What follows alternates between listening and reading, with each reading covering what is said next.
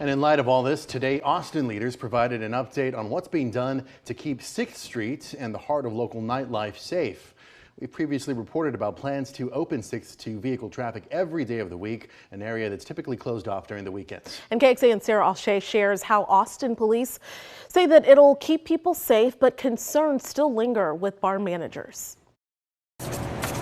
Preparing for Thursday night on 6th Street. General Manager of the library, Aaron Morales, says on any given weekend, thousands of people walk through their doors. But now Morales feels concerned about changes happening outside the bar, on the street, an area typically closed off to vehicle traffic on Thursday, Friday, and Saturday nights by police and barricades now starting to open. The current phase is opening it on Thursdays and Sundays, and that has been taking effect over the past 3 weekends and without any incidents. Not as busy on those days, and we are now currently with the students out for the holidays. That was a good opportunity to do that, and it gives us some opportunity to look at what those gaps are that we need to address. Austin Police Chief Lisa Davis held a press conference Thursday providing updates to this pilot program in light of the deadly attack in New Orleans. I feel confident about the phased approach that we're taking, but also recognizing what happened in New Orleans and Las Vegas.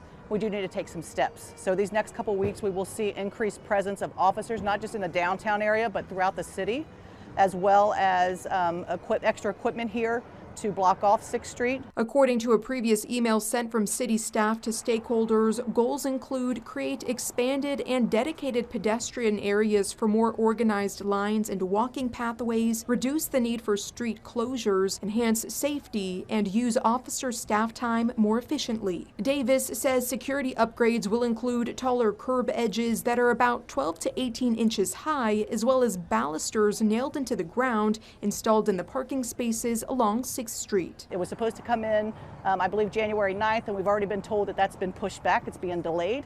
So as soon as we get that equipment in, we're going to get those into the ground. If it can't be done and it can't be done safely, we're not going to do it. Ultimately, that's the outcome Morales hopes for. We all think this will hurt business, but I think more importantly is public safety. We're worried about drive-by shootings. We're worried about cars just being in the mix with pedestrians that are intoxicated. We're hoping that they change their mind in light of the tragic incident in New Orleans, that maybe they'll say, you know what, this is a bad idea. Let's not beta test this. Let's not go through with this. Sarah Alshay. And when it comes to a point where 6th Street sees massive crowds, Chief Davis says APD will close the street completely. She says they also hired a crowd management expert and crowd psychologist to help assist with this.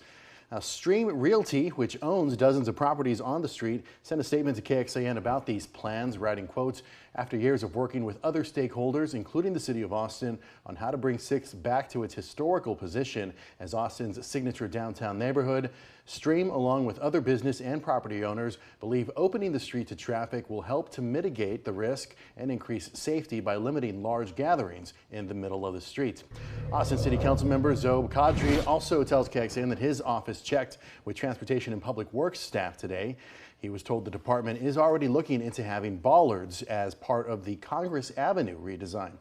On a separate statement, Kadri wrote, quote, I'm committed to exploring with staff enhanced safety treatments for major street closures downtown, along with anything applicable to our city that investigations in New Orleans may reveal.